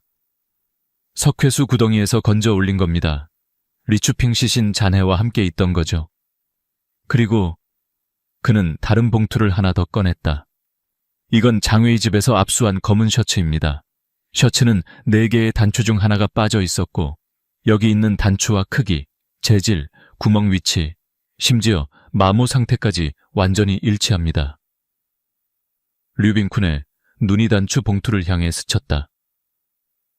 그러나 그는 여전히 입을 열지 않았다. 신문실 안은 담배 냄새와 석회 비린내가 뒤섞여 무거운 공기를 이루고 있었다. 왕카이는 한쪽 구석에 앉아 녹화 카메라 옆에서 조영창의 질문을 지켜보고 있었다. 조영창이 입을 열었다. 우리 팀은 처음에 거의 모두 장웨이가 범인이라고 생각했습니다. 오솔길에서 피해자를 노려본 목격자, 시간대 공백, 술집에서 떠들어댄 오늘 한 년 제대로 혼내줬다는 자랑, 그리고 이 단추까지. 누가 봐도 그놈이 범인 같았죠. 그는 잠시 말을 멈추고 단추 봉투를 류빈쿤 앞에 놓았다. 하지만 딱 한 가지가 맞지 않았습니다. 생석회와 소석회의 차이를 모르는 놈이 두 단계를 나누어 시체를 처리한다? 석회수 구덩이를 두 번째 단계로 쓰고 먼저 오솔길에서 생석회를 뿌려 열로 조직을 태워 없앤다? 그건 장외의 머리에서 나올 수 있는 생각이 아니었습니다. 류빈쿤의 입가가 미세하게 떨렸다. 손가락 마디가 하얗게 질릴 만큼 꽉 쥐고 있던 두 손이 천천히 힘을 잃어갔다. 죄를 지은 건 당신이고 뒤집어 씌운 건 장외이죠. 조영창의 목소리는 낮지만 단호했다. 누구 아이디어였습니까? 이렇게 완벽한 함정을 파놓은 건. 한동안 침묵이 흐르다가 결국 류빈쿤이 입을 열었다. 목소리는 생각보다 차분했다. 완벽하진 않았던 것 같군요. 그는 피식 웃으며 의자 등받이에 몸을 기댔다. 그 웃음 속에는 체념과 피로가 섞여 있었다. 조 대장, 어디서부터 말해야 할지 모르겠네요. 내가 단추 하나로 사람 인생을 망치려 했다는 얘기부터 할까요? 아니면 내가 그 단추가 필요하다고 생각하게 된 날부터 얘기할까요? 조영창은 펜을 내려놓고 그를 똑바로 바라봤다. 당신 마음대로 시작해보시오. 대신 한 글자라도 거짓말이면 당신에게 남은 시간은 더 짧아질 겁니다. 류빈쿤은 한숨을 길게 내쉬었다. 장외의 말입니까? 솔직히 말해서 나도 그놈 싫었습니다. 온 마을이 싫어하죠. 술 먹고 행패, 여자들 뒤쫓고 도둑질해. 누가 뭐라든 큰일 나면 언젠가 저놈이 사고 칠 줄 알았다고 할 인간이죠. 그는 비웃듯 입꼬리를 올렸다. 그래서 제물로 삼기에 딱 좋다고 생각했습니다. 아주 오래 전부터요. 단추 이야기를 해보시오. 사건 열흘 전쯤이었나. 류빈쿤은 기억을 더듬듯 눈을 감았다. 밤에 순찰을 돌다가 마을 뒤쪽 공터에서 장외이가 쓰레기를 내다버리는 걸 봤습니다. 헌옷이랑 잡동사니를 잔뜩 들고 와서 그냥 던져놓고 가더군요. 그때 검은 셔츠 하나가 눈에 들어왔습니다. 겨드랑이가 찢어져서 더는 못 입을 옷이었죠. 놈은 그냥 버리고 갔고 나는 한참을 그 앞에서 서 있었습니다. 왜요? 생각해봤죠. 이놈이 언젠가 무슨 짓을 저지르면 이 셔츠가 증거로 쓰일 수 있지 않을까. 말 그대로 습관적인 계산입니다. 오랫동안 이곳저곳에서 훔친 물건을 숨기고 들키면 어떻게 처리해야 할지 상상하다 보면 사람 머리가 그런 쪽으로 돌아갑니다. 류빈쿤은 손가락으로 테이블을 3번 두드렸다. 그래서 셔츠를 주워왔습니다. 집으로 가져가서 단추를 하나 떼어냈죠. 깨끗이 씻어서 따로 주머니에 넣어두고 셔츠는 창고 한 구석에 던져놨습니다. 그때는 구체적인 계획 같은 건 없었어요. 다만 언젠가 필요한 날이 올지도 모른다는 생각만 있었죠. 조영창은 눈을 가늘게 떴다. 당신 말대로라면 사건 훨씬 전부터 누군가에게 죄를 뒤집어 씌울 준비를 해둔 셈이겠군요. 나같이 평생 가난만 겪은 놈이 가진 게 뭐 있겠습니까? 류빈쿤은 씁쓸하게 웃었다.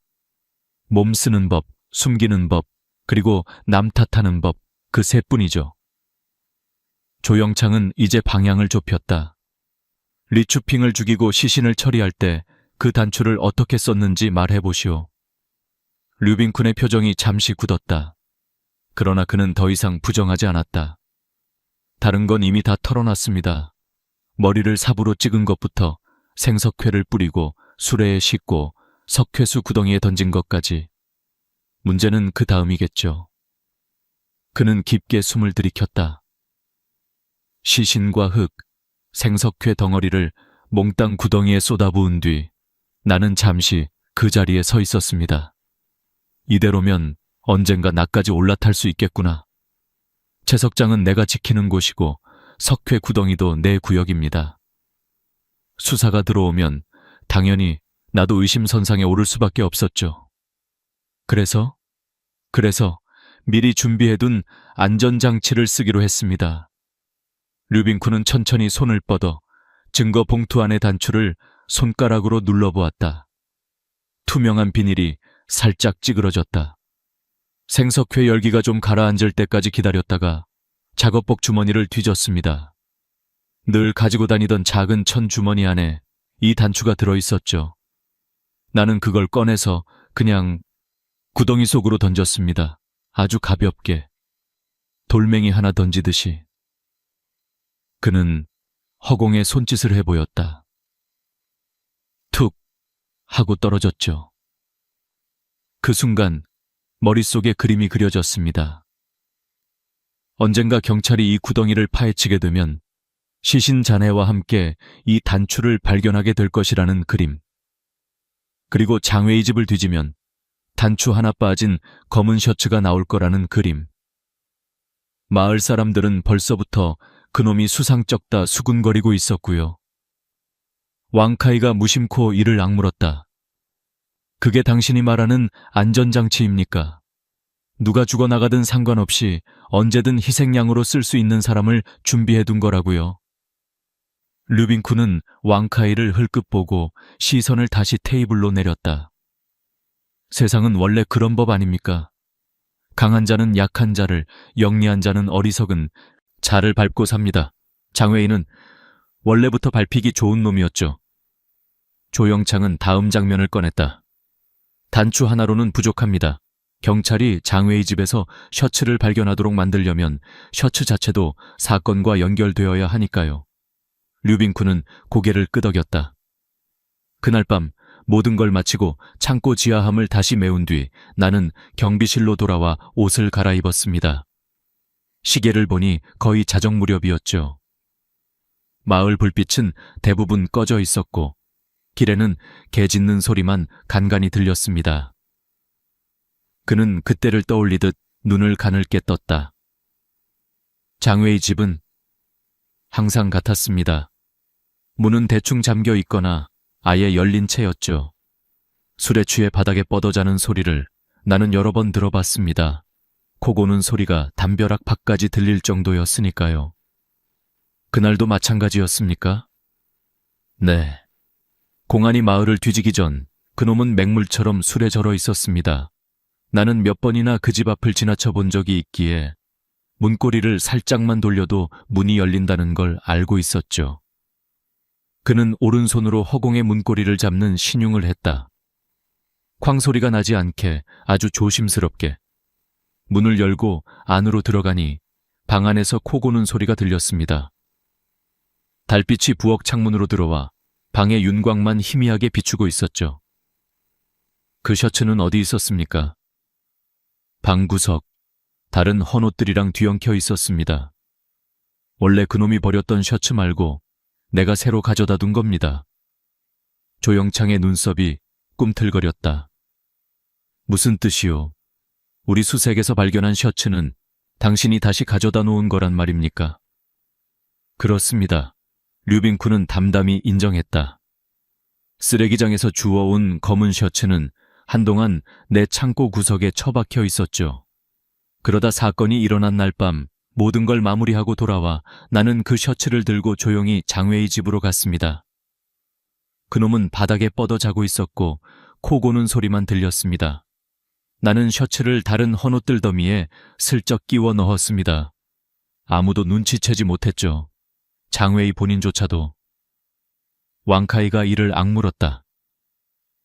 그래서 경찰이 압수수색을 하면 단추 하나 빠진 셔츠가 딱 기다리고 있게 하려고요.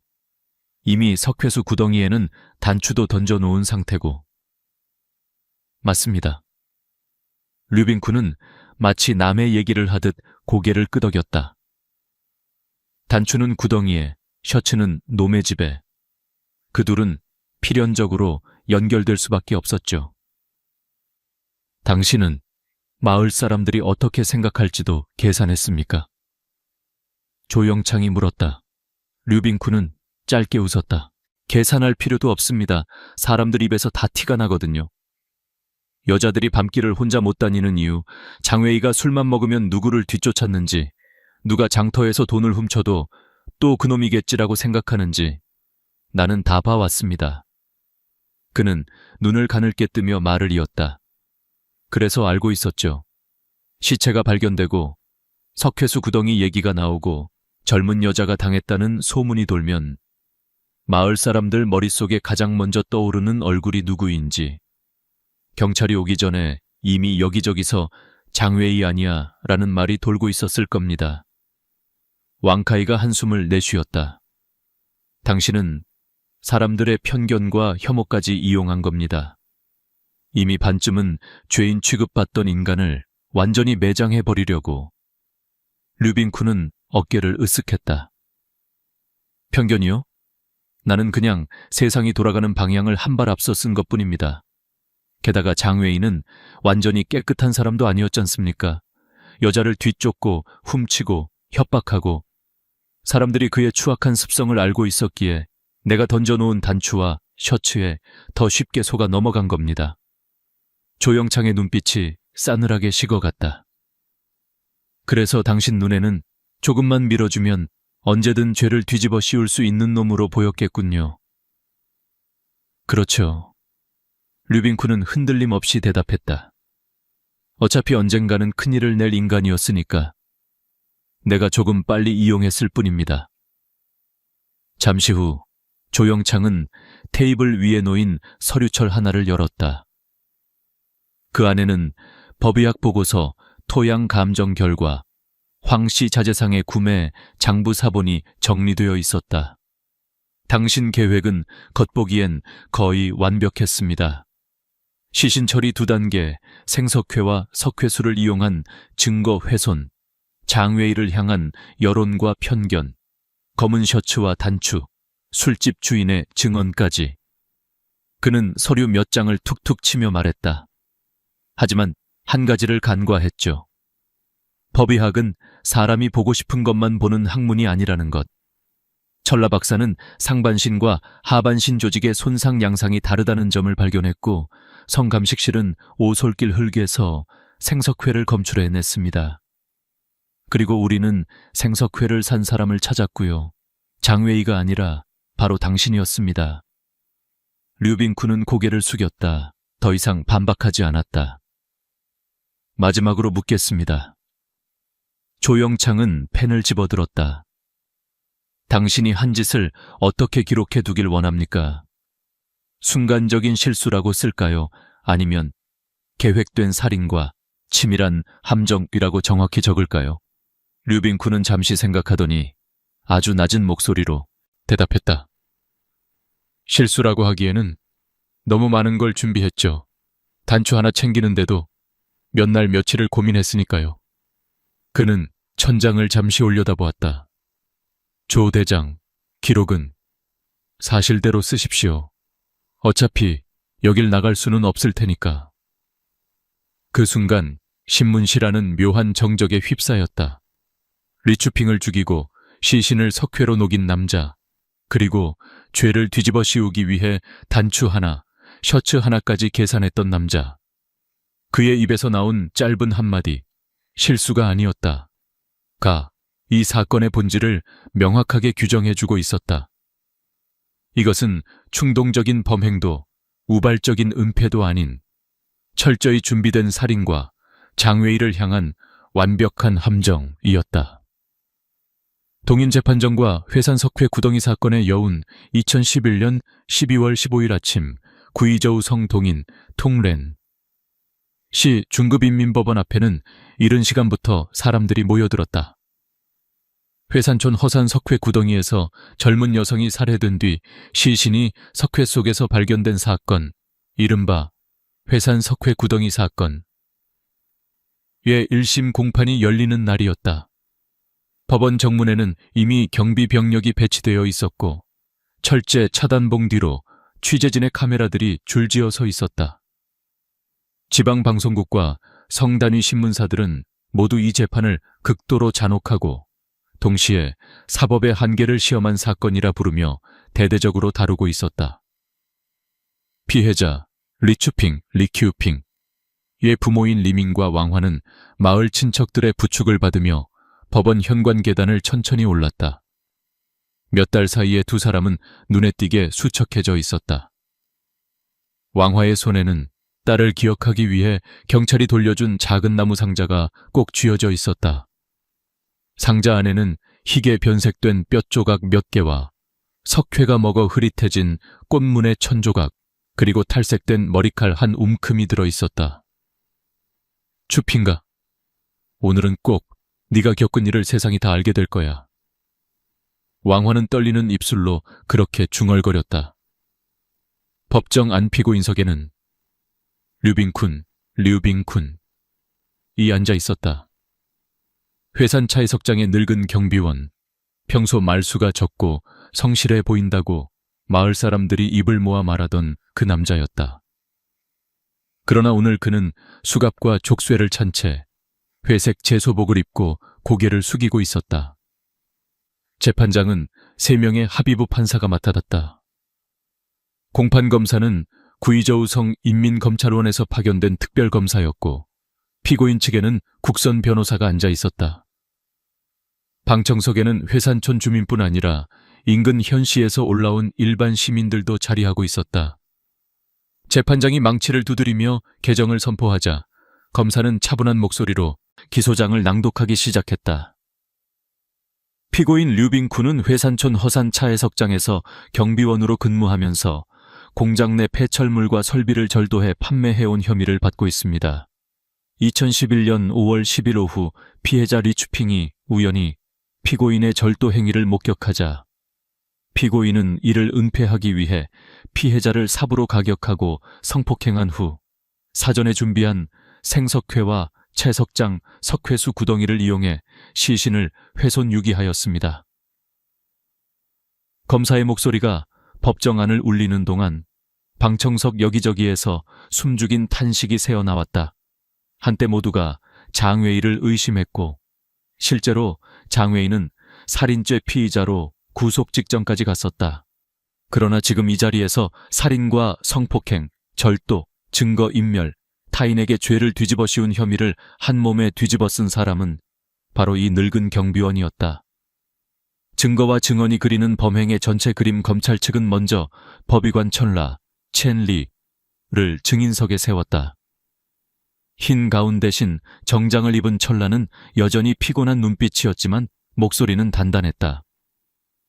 우리가 회산 석회수 구덩이에서 수거한 것은 완전한 형태의 시신이 아니라 검은색 변색을 동반한 지방 비누화 조직과 부분적으로 남아있는 뼈 조각, 모발이었습니다. 상반신 쪽 조직은 고열과 강한 알칼리 작용이 동시에 일어난 흔적이 있었고 하반신 쪽 조직은 주로 장기간 석회수에 잠겨 있었던 흔적이 두드러졌습니다. 검사가 물었다. 그것이 의미하는 바는 무엇입니까? 범인이 단순히 석회수 구덩이에 던져 넣은 것이 아니라 첫 단계에서 신선한 생석회를 직접 시신 위에 뿌려 고열을 발생시킨 뒤 두 번째 단계로 석회수 구덩이에 유기했다는 것을 뜻합니다. 이로 인해 얼굴, 손, 성적 증거 등 교착 흔적이 집중되는 부위가 우선적으로 파괴되었습니다. 천라는 이어 오솔길 현장에서 채취한 토양 분석 결과를 언급했다. 우리가 피해자의 머리핀이 발견된 지점의 흙에서 비에 일부 씻겨 나갔음에도 산화칼슘, 생석회, 성분을 검출했습니다. 이는 범인이 시신을 끌고 나와 그 자리에서 생석회를 뿌린 뒤 일정 반응이 진행된 후에야 채석장 안쪽 석회수 구덩이로 시신을 옮겼다는 것을 뒷받침합니다.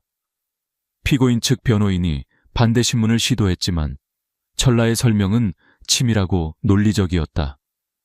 단 한 번도 추측이라는 단어로 물러서지 않고 모든 의견을 검출 결과와 조직 소견으로 뒷받침했다. 다음으로 증인석에 선 사람은 황씨 자재상 주인이었다. 그의 손에는 오래된 녹색 장부가 들려 있었다. 2011년 5월 4일, 여기 기록된 대로 생석회 98% 순도 3포대를 판매했습니다. 구입자는 회산촌에서 왔다고 스스로 말했고, 이름은 여기 류빈쿤이라고 적혀 있습니다. 용도를 묻자 마을에 가축병이 돌아 축사를 소독해야 한다고 했습니다. 검사가 물었다. 이전에 개인에게 그 정도 양의 생석회를 판 적이 있습니까? 거의 없습니다. 요즘은 다 공장에서 가공된 석회수나 시멘트만 쓰니까요. 그래서 저도 기억을 하고 있었던 겁니다. 방청석에서는 또 한 번 술렁임이 일었다. 그리고 마지막으로 증인석에 올라선 사람 가운데 많은 이들의 시선을 사로잡은 인물이 있었다. 바로 한때 제1 용의자로 지목되었던 장웨이였다. 류빈쿤이 지켜보는 가운데 장웨이는 수척한 얼굴로 증언대에 섰다. 맞습니다. 저는 리추핑을 몰래 뒤쫓았습니다. 오솔길에서 장난을 치려 했고 겁을 주려다가 오히려 제가 겁을 먹고 도망쳤습니다. 그건 분명 잘못이었습니다. 하지만 저는 죽이지 않았습니다. 그는 떨리는 목소리로 계속 말했다. 제가 입었던 검은 셔츠는 겨드랑이가 찢어져 버렸습니다. 사건 열흘쯤 전에 쓰레기 더미에 버렸습니다. 그게 어떻게 다시 제 집더미 속에서 발견됐는지는 나중에 알게 됐습니다. 그때까지만 해도 저는 그 셔츠가 제 무덤이 될 줄 알았습니다. 그의 말에 방청석 일부에서 눈물을 훔치는 이들이 나왔다. 처음에는 그놈이 한 짓이 틀림없다고 욕하던 이웃들이었지만 이제는 그가 교묘한 희생양이 될 뻔했다는 사실을 알고 있었기 때문이다. 모든 증거와 증언이 제시된 후 피고인 류빈쿤에게도 최후 변론의 기회가 주어졌다. 그는 한동안 아무 말도 하지 않다가 마침내 입을 열었다. 나는 평생 가난하게 살았고 누구에게도 존중받아 본 적이 없습니다. 공장에서 남는 철을 조금씩 빼돌리는 걸로 겨우 입에 풀칠을 했습니다. 리추핑은 그걸 봤습니다. 그 순간 내 머릿속에는 하나뿐이었습니다. 들키면 끝이다. 그는 고개를 숙인 채 말을 이었다. 처음부터 사람을 죽이려고 준비한 건 아니었습니다. 하지만 생석회를 사두고 누군가 나를 막으면 쓰겠다고 마음먹은 건 사실입니다. 장웨이가 재물이 될 거라는 것도 어느 정도는 생각하고 있었습니다. 그게 제 가장 큰 죄입니다. 그의 말은 반성이라기보다 체념에 가까웠다. 합의부는 짧은 휴정 후 다시 재판정으로 돌아왔다. 재판장은 판결문을 천천히 읽어내려갔다. 피고인 류빈쿤은 사소한 이익을 위해 절도를 일삼아왔으며 자신의 범죄를 은폐하기 위해 아무런 죄 없는 젊은 여성을 잔혹하게 살해하고 성적으로 침해하였으며 나아가 생석회와 석회수를 이용해 시신을 훼손하여 증거를 조직적으로 인멸하고 제3자에게 범죄를 전가하기 위해 의도적으로 증거를 조작하였습니다. 이러한 행위는 탁월하게 극악한 수법과 비열한 동기에 해당하며 사회적 피해가 막대합니다. 재판장의 목소리가 굳어졌다. 법원은 피고인 류빈쿤에게 고의살인죄로 사형, 정치권리 영구 박탈을 선고하며 강간죄에 대하여 유기징역 7년을 선고합니다. 두 형을 병합하여 최종 형벌은 사형 및 정치권리 영구 박탈로 집행합니다. 망치 소리가 법정 안에 울려 퍼지는 순간 방청석 여기저기서 울음과 탄식이 터져 나왔다. 왕화는 자리에서 거의 쓰러지듯 울부짖었고 리미는 이를 악물고 고개를 숙인 채 눈물을 흘렸다. 류빈쿤은 아무 말도 하지 않았다. 단지 짧게 눈을 감았다가 조용히 다시 떴을 뿐이었다. 재판이 끝난 뒤 회산초는 한동안 우리 텔레비전에 나온 마을마을로 불렸다. 사람들은 처음엔 그것을 묘하게 자랑스러워하는 듯했지만 곧 그 말 속에 섞인 씁쓸함을 절감하게 되었다.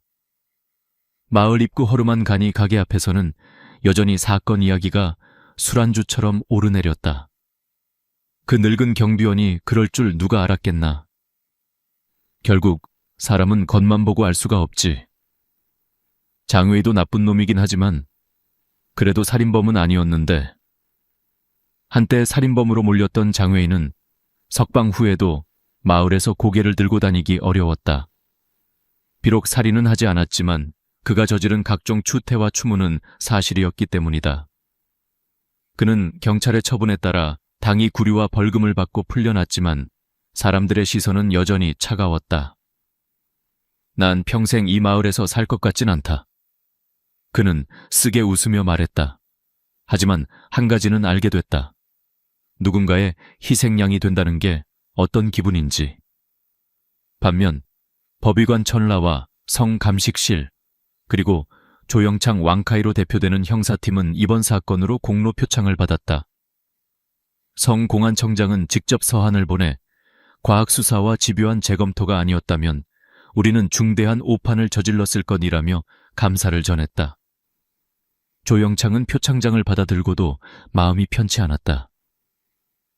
우리가 한 발만 더 서두르거나 한 번만 더 편견에 기댔더라면 장외인은 이미 사형 선고를 받고도 남았을 것이다.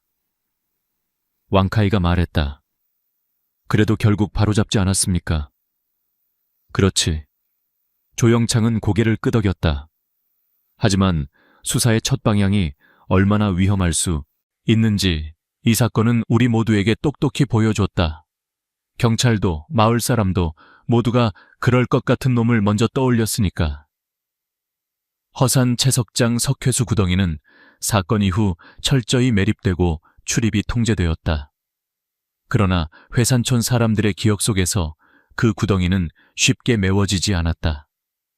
비가 많이 오는 날이면 사람들은 여전히 그쪽을 바라보며 낮은 목소리로 말했다. 저기 추핑이가 묻혔던 곳이야. 리민과 왕화는 딸의 시신을 온전히 되찾지 못했다. 장례식 날 그들은 경찰이 건네준 작은 상자를 안고 마을 공동묘지에 조용히 묻었다. 묘비에는 단 한 줄의 글만 새겨져 있었다. 사랑하는 딸 리추핑, 이제는 고통 없는 곳에서 편히 쉬기를. 장례를 마치고 돌아오는 길에 왕화는 조영창에게 물었다. 조 대장님, 그 사람 정말로 죽나요? 사형이 진짜로 집행되나요? 조영창은 잠시 침묵하다가 담담히 대답했다. 네, 판결이 확정되면 법에 따라 집행될 겁니다. 왕화는 고개를 끄덕이며 겨우 입을 열었다. 그래도 딸이 돌아오는 건 아니네요. 그 말 앞에서 조영창은 아무 말도 할 수 없었다. 형벌이 아무리 무겁다 한들 이미 잃어버린 생명을 되돌릴 수 없다는 진실이 두 사람 사이에 무겁게 내려앉았다. 동인시 중급법원의 판결과 그 후 이어진 사형 집행으로 법적으로는 회산 석회 구덩이 사건은 완전히 종결되었다. 하지만 그 여운은 길게 남았다. 법학자들은 이 사건을 두고 만약 법의학적 재검토와 생석회 토양 분석이 없었다면 중국 사법 역사에 남을 중대한 오판이 발생했을 것이라 평가했다. 언론은 연속 기획 기사로 과학 수사의 중요성과 동시에 초기 수사에서의 편견의 위험성을 지적했다. 그리고 회산촌에서는 사람들 각자의 방식으로 이 사건을 기억했다. 어떤 이는 밤길을 지날 때마다 귀에 들리는 것만 같은 여자의 비명에 몸을 떨었고, 어떤 이는 더 이상 남의 험담을 쉽게 꺼내지 않게 되었다. 누가 범인처럼 보이는지보다 진짜 범인을 찾는 게 먼저라는 걸 이제야 조금 알 것 같네요. 마을 이장이 조용히 내뱉은 이 말은 회산 석회 구덩이 사건이 남긴 가장 큰 교훈일지도 모른다. 그렇게 동인 재판정에서 내려진 망치 소리는 단지 한 사람의 삶을 끝낸 소리가 아니라 한 마을의 무지와 편견, 그리고 수사의 위험한 습관을 깨뜨리는 울림이기도 했다. 그러나 그럼에도 불구하고 허산 채석장 깊은 곳에서 한때 피어올랐던 석회와 살의 냄새는 오래도록 사람들의 기억 속에서 사라지지 않을 것이다.